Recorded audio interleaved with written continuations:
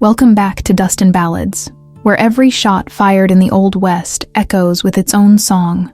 Tonight's tale begins with a widow, left alone after her husband's death in what the town called a robbery, but truth rides faster than lies. She soon discovers he wasn't killed by bandits, but betrayed by men who wore the mask of friends. With nothing left but grief, rage, and a pistol that still smells of gunpowder, she steps onto the same road that once belonged only to outlaws. This is The Widow's Gun, a story of betrayal, vengeance, and the kind of justice no court would dare to write. A spaghetti western told in dust and blood, followed by original ballads that carry her voice beyond words. Subscribe to Dust Ballads and keep the lantern lit, because when the story ends, the song begins.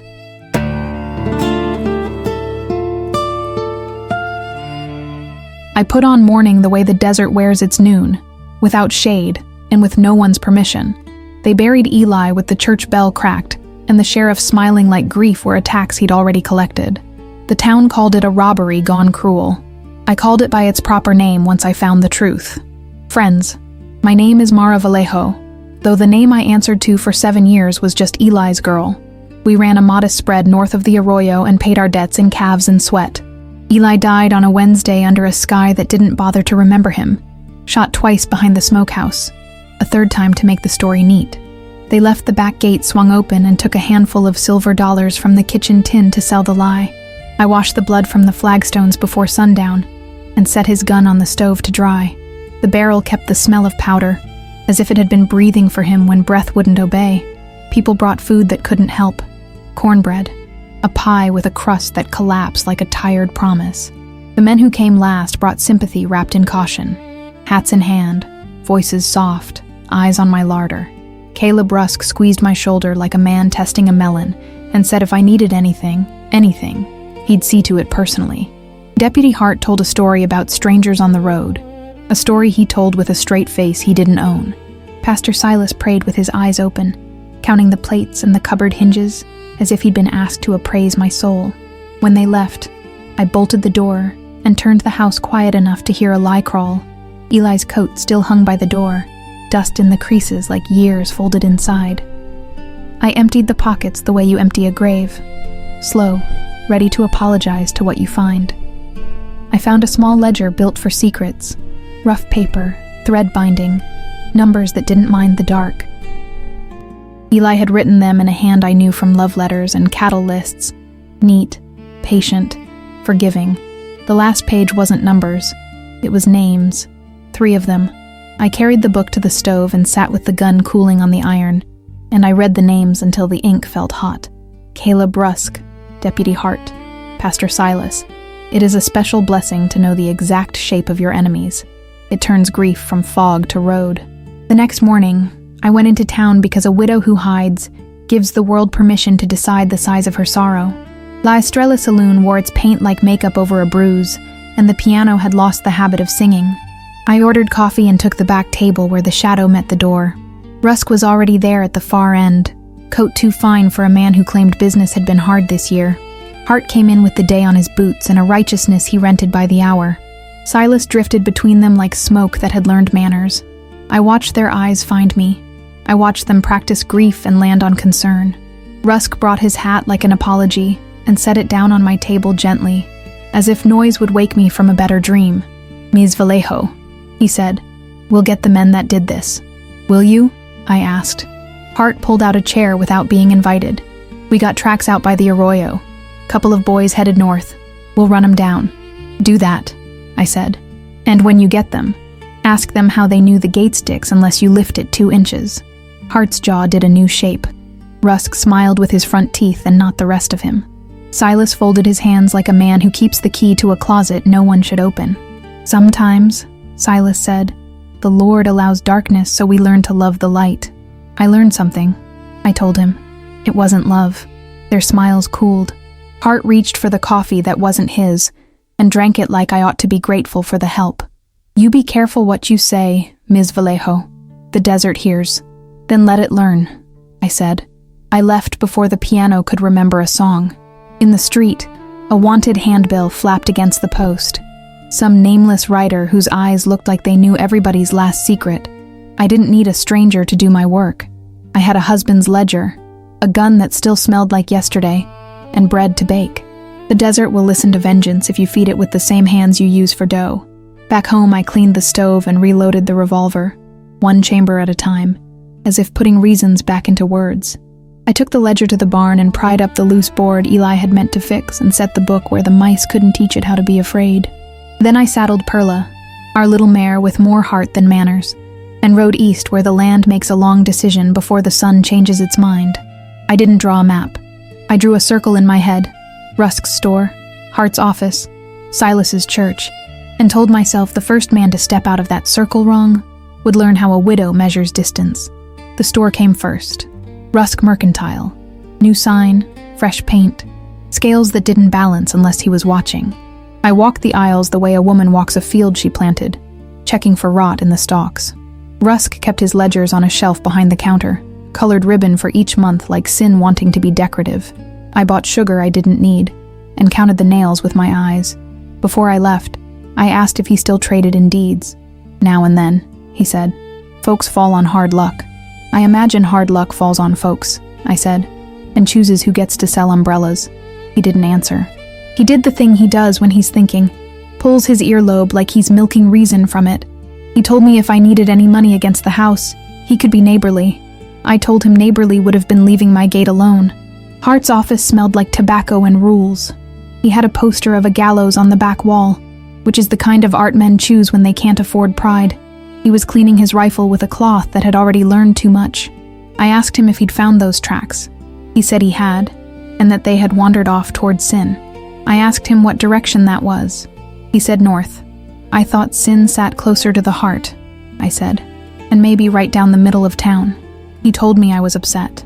I told him he was observant. He said if I kept talking that way, a woman like me could find herself lonely. Lonely is a room I already pay for, I said.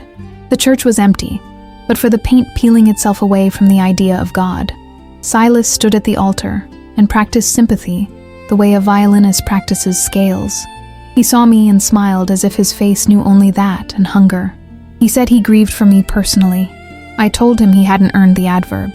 He said my suffering could be tithed. I said I'd find a different coin. He went soft around the edges then, a man remembering the low road he'd sworn to avoid, only on days when people were watching. He told me Eli had come to him for advice about certain obligations. He said debt is a kind of weather. He said sometimes men drown on dry land because they refuse to learn to float. I told him sometimes they drown because someone holds their head. I left him with the windows open so the wind could practice its homily. On the way home, I stopped at the arroyo where Eli's blood had dried into maps only I could read. The tracks Hart claimed were strangers told a plainer truth. Eli had known his killers. He hadn't run. There were 2 sets of boot prints, one with a heel worn down like a man who leans too hard on his own confidence. Hart favors his right foot. Rusk toes in. The 3rd print was softer, almost a slipper inside a boot tread, like divinity trying to keep its feet clean. I knelt until the grit blew into my eyes, and then I knew I could never cry again without dirt in the tears. At sundown, Isaias, the pastor's errand boy, came trotting up my path with a bundle like a secret. He's the kind of child who counts with his lips and listens with his fingers. He asked if I was armed. I told him I was married. It used to amount to the same. He set the bundle down and said he didn't open it, and then watched me open it. Inside lay Eli's watch, cracked at the 7, ticking when it felt like remembering. A letter folded once and then changed its mind, and a strip of ribbon stained with something that used to be red. The letter wasn't in Eli's hand. It was in the hand of a man who wrote like he sipped tea, Pastor Silas. He said Eli had pledged our house as collateral against a loan he never took. He said mercy had been extended by a brother in Christ named Rusk. He said Hart had offered to safeguard the papers himself to keep them from worldly eyes. He signed with a flourish that tried to be humble and failed. I thanked Isaias with half the cornbread I had left and told him to tell his mother not to let Silas borrow sugar anymore. He smiled like a boy who had learned a new rule of survival and then ran down the path with his elbows making angels in the dust. That night, I oiled Eli's gun and learned its weight in my hand. I learned the click of the cylinder like a psalm.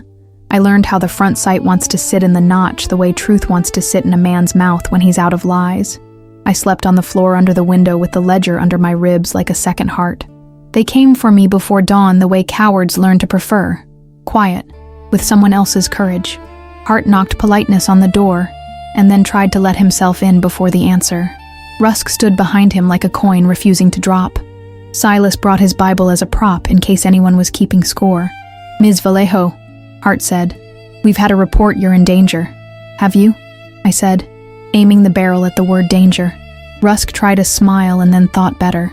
"There's been some confusion about paperwork, that's all. If you'll come into town, we'll resolve it neighborly." "Neighborly looks different from where I'm standing," I said. "Show me the paper." He produced a folded document with my name spelled correctly, and my future spelled wrong. It said I had consented to an emergency loan the day after Eli died. It said my house belonged to the Lord for safekeeping. The Lord's handwriting looked a lot like Silas's. I let them watch me read. Let them mistake my silence for surrender. Then I signed the heir with Eli's gun, a small cross no priest could claim, and told them if they wanted the house, they could try to take it plank by plank over my body and see if the desert preferred them. Hart reached for his belt and found the absence of bravery. Rusk pulled at his earlobe and found it attached. Silas recommended peace with the voice of a man who never paid the price of it. I told them to leave while they still had legs. They did, which is the only honest thing they have ever done together. After they left, I saddled Perla and rode the long way to the rail spur, where news sometimes travels faster than truth. The telegraph shack was run by Lydia Quintero, a woman who knew how to make sparks carry secrets. She said no messages had gone out with my name on them, but plenty had come in with Rusk's. She let me read one because she'd married and buried 2 men and didn't care for a third who thought paper gave him a right to her eyes. The wire was from Judge Abner Poe, a man who wore his robe like a tent for greed. It said to proceed with foreclosure by noon Saturday and to secure the widow's safety by any means necessary. Lydia called that last phrase expensive, which is another word for murder, when men decide to be plain. I thanked her and promised to send back the favor in a coin that never tarnishes. On my way home, I stopped by Old Man Gutierrez's place and traded a bottle of cough syrup for a coil of detonator fuse and 2 caps. He didn't ask why, because he already knew. His son died in a mine that was more debt than earth. When twilight arrived, I rode to the rim above Dead Horse Gulch and watched Hart and Rusk meet Silas there with a sack that made the sound of a promise getting heavier. They talked with their heads close and their hearts far. I heard my name in the wind because the wind likes me now. I left a gift in the scrub beside their buggy wheel, a length of fuse under a burlap sack, powder dry and patient. I didn't light it. I wanted the world to know I could have. Back on my porch, I lit the lamp and set Eli's gun on the railing where the light could kiss it. I opened the ledger and the watch and laid the letter beside them, a trinity of things that knew more than the men who made them. Then I spoke out loud for no one and everyone. "Tomorrow at sundown, gentlemen, bring your papers, bring your God, bring whatever courage you rented. I'll bring mine." I slept like a gate chained at both ends. At dawn, I washed my face with water cold enough to make the day honest, braided my hair like a rope I trusted not to break, and put on the blue dress Eli said made the sky look like it had competition. I holstered the revolver and tucked the ledger into my bodice. Numbers against skin, truth against blood. By noon, the town had learned how to keep its mouth open without speaking. Women watched from behind curtains. Men found reasons to stand where they could run. The bell leaned in its tower like an old man trying to hear his own confession. I nailed a notice to the door of Rusk Mercantile with a tack I bit straight. Settlement at sundown. Witnesses welcome. Hart tore it down. 12 more hands tacked it back up before he reached the next post.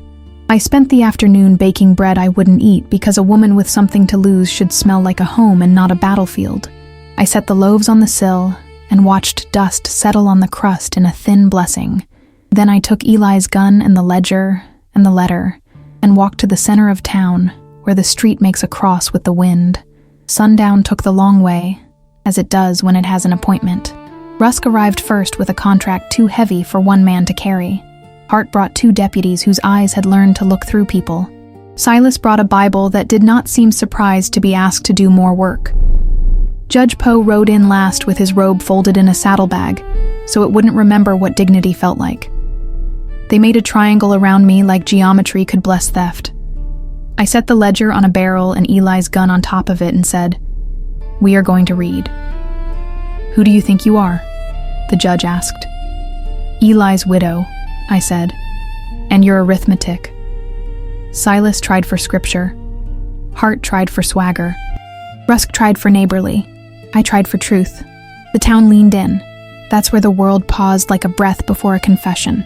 That's where I tell you the rest in a song. If the Lord wills, and the bullets do not interrupt.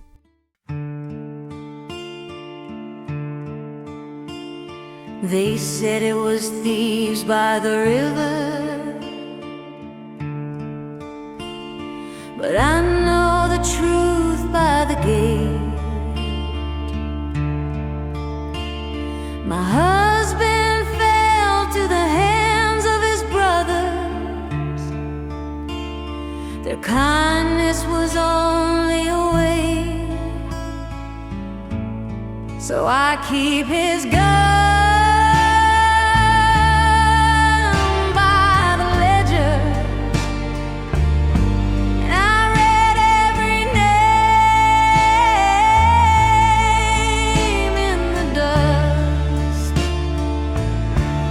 Sundown, the desert delivered the judgment of iron and rust.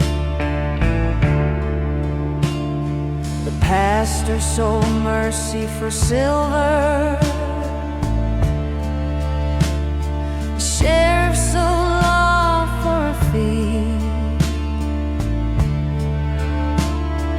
merchants sold souls by the measure, but none of them bargained for me. So I keep his gun by the ledger, and I read every name in the dust. Sundown, the desert delivered the judgment of iron and rust. If the bell will not ring for the righteous, then the wind will remember the sound. A widow's vow is a weapon, and a word is the law of the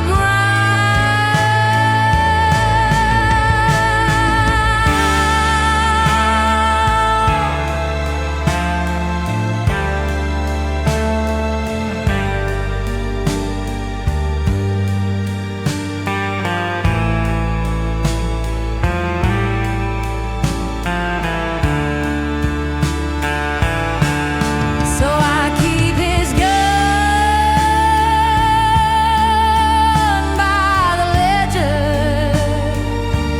and I ride with the smoke and the flame.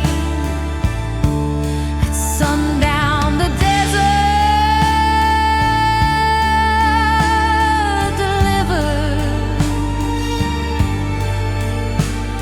and none of them leave here the same.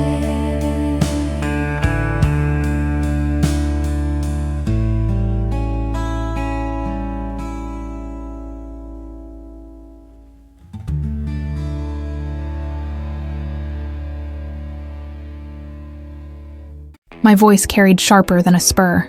Then numbers, I finished. And numbers don't bury men behind smokehouses. Rusk tried a smile meant for soft rooms. You're grieving. I am counting, I said, tapping Eli's ledger. And counts don't grieve. They balance. Judge Poe cleared his throat like a man invoicing the sky.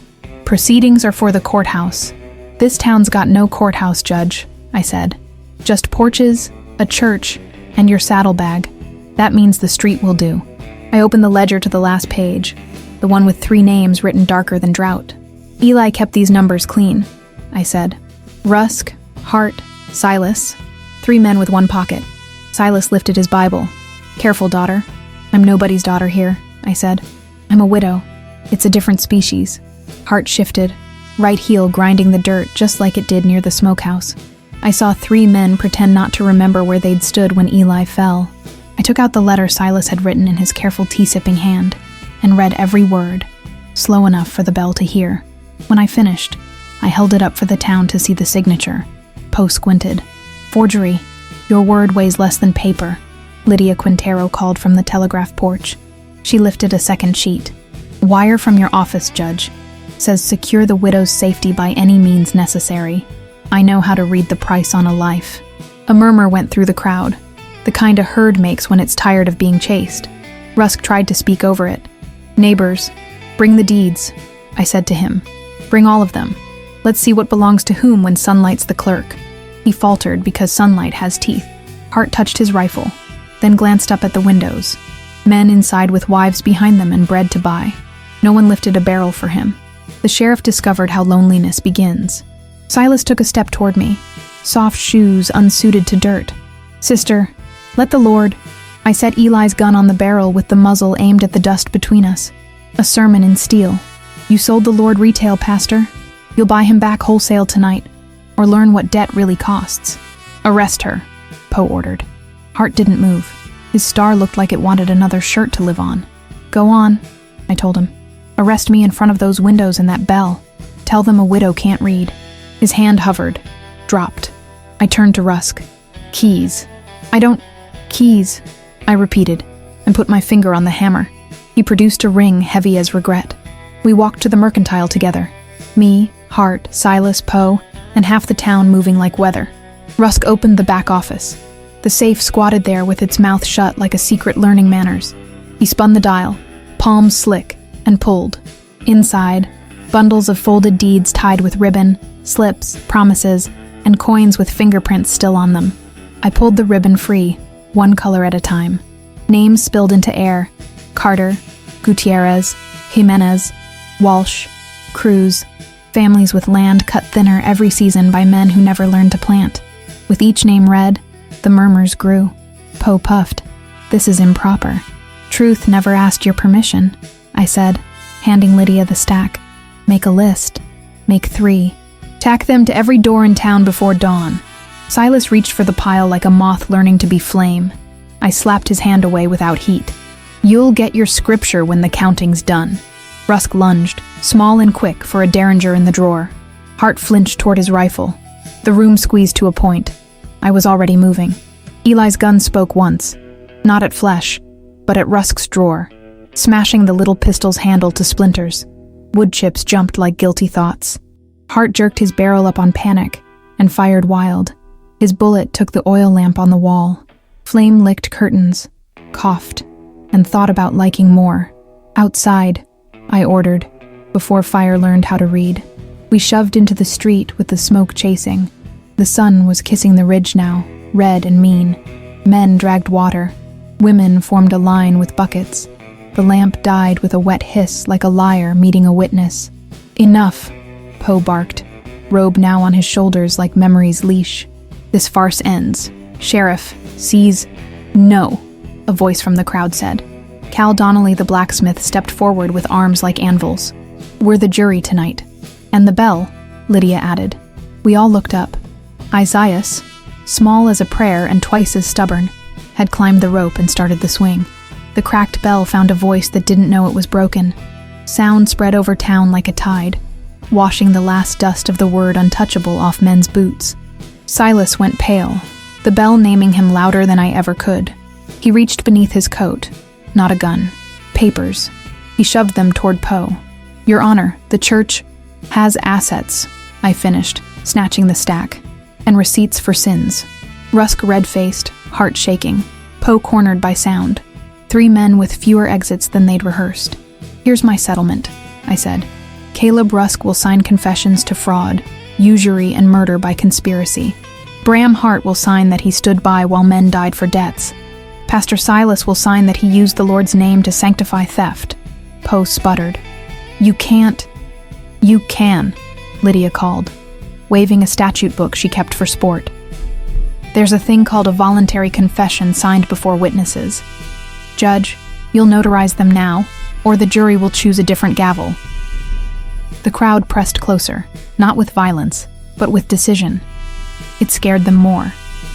Rusk tried one last bargain. "Half the debt's cleared. Reasonable terms.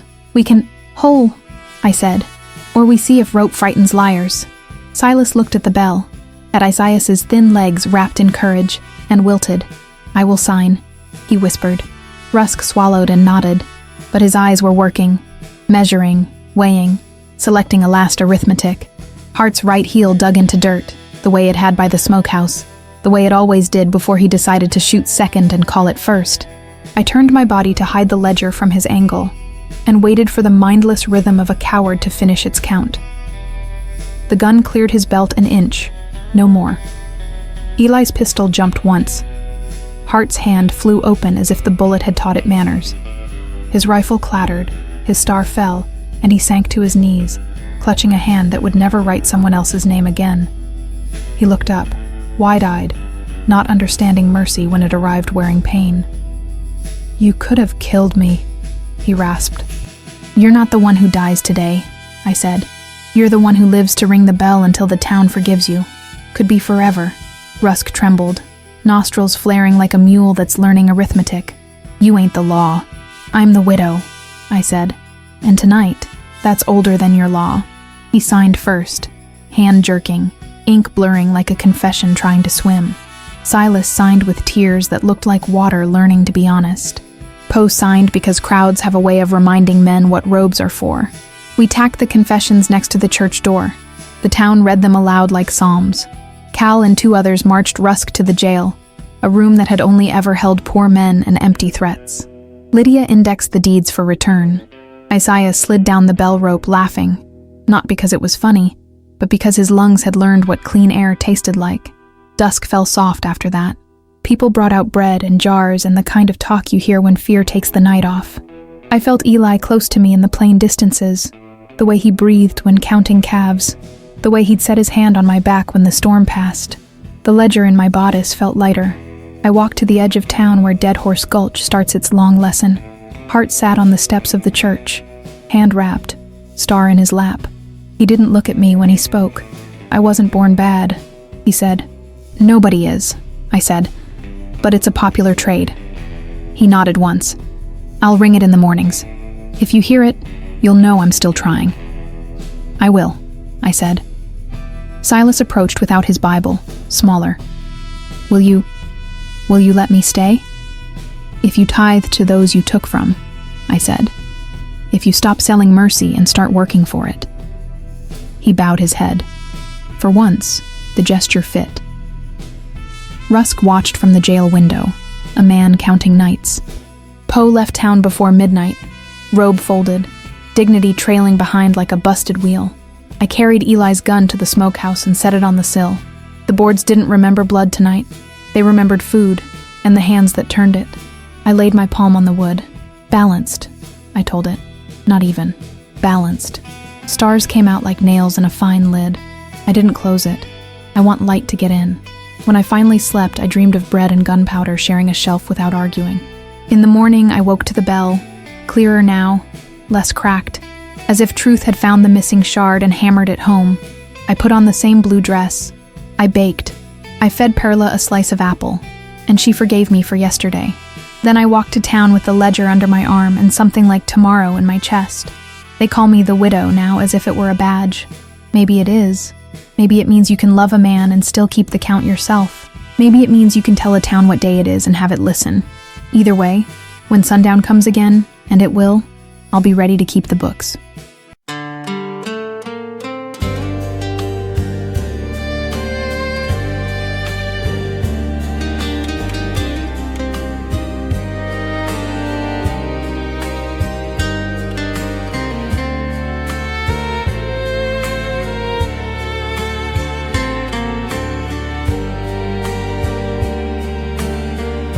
I stacked the deeds on the barrel,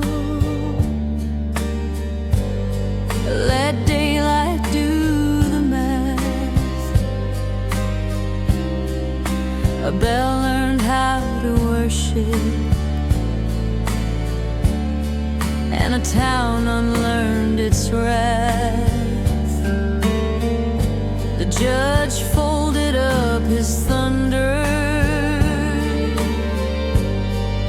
The pastor dropped his crown, and mercy took the sheriff's hand and pressed it to the ground. Bread and gunpowder side by side. Count the truth we could not hide. If love must weigh what vengeance weighs, let justice rise with common days. Bread and gunpowder keep the score. I'm his widow. Nothing more. He signed his name in shaking ink. The merchant of our graves. I read the names we'd buried wrong and pulled them from their caves. The bell rang like a mended bone. The rope sang clean and clear, and every porch breathed out at once, like learning how to hear. Bread and gunpowder side by side. Count the truth we could not hide. If love must weigh what vengeance weighs, let justice rise with common days. Bread and gunpowder keep the score. I'm his widow. Nothing more. I didn't take his life tonight. I left him with the bell. Some debts are paid in living long. Beneath the sound that tells, I'll bake my loaves, I'll keep the books. I'll let the desert rest. And when the wind remembers him, it'll find my name confessed. Bread and gunpowder side by side. Count the truth and open wide. If love must weigh what vengeance weighs, let mourning make the brighter phrase. Bread and gunpowder close the door. Balanced now, and nothing more.